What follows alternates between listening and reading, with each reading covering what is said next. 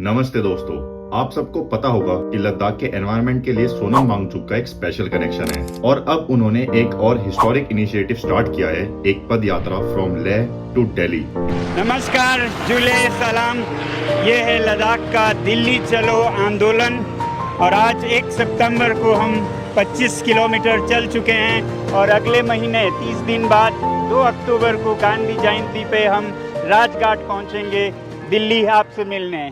इस यात्रा का मकसद सिर्फ एक मार्च नहीं है, बल्कि ये हम सबको हिमालयन रीजन की एनवायरमेंटल क्राइसिस के बारे में जागरूक करना है। चलिए आज इस वीडियो में हम डिटेल में जानते हैं कि ये यात्रा कब शुरू हुई, इसके की डिमांड्स क्या हैं और ये कब तक चलेगी और क्यों इसके बारे में जानना हम सभी लोगों के लिए बहुत ज्यादा जरूरी है।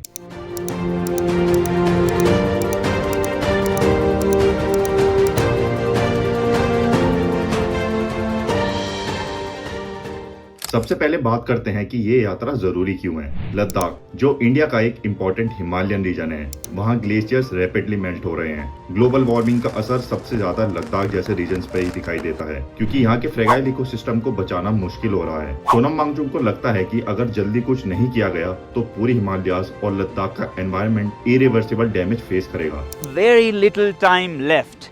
Here I have a climate clock prepared by the best scientists in the world, and we have less than 5 years left before things go irreversible and out of control. Only 5 years or less.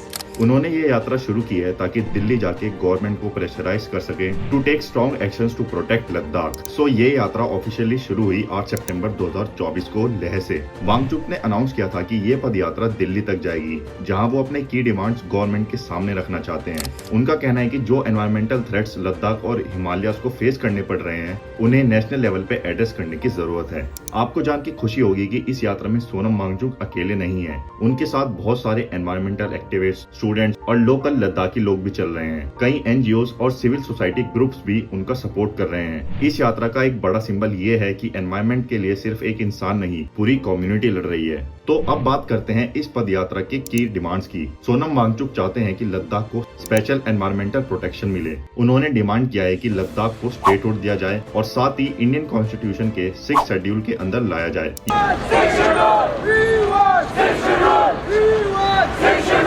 ये schedule ensure करेगा कि लद्दाख के लोग अपने resources और environment का खुद ध्यान रखें, बिना एक्सटर्नल प्रेशर्स के। ये करंटली असम, मेघालय, त्रिपुरा, मिजोरम जैसे स्टेट्स में एप्लीकेबल है। लद्दाख के अंदर 97% पॉपुलेशन ट्राइबल कम्युनिटीज है और ये शेड्यूल इन्हें प्रोटेक्शन देगा जैसे दूसरे स्टेट्स को मिली हुई है। दूसरी डिमांड ये है कि government strong climate change policies implement करे, जो स्पेसिफिकली हिमालयाज जैसे सेंसिटिव रीजन्स के लिए हों। और तीसरा, उन्होंने ग्लेशियर प्रिजर्वेशन और सस्टेनेबल टूरिज्म के लिए स्पेशल प्रोग्राम्स की मांग की है।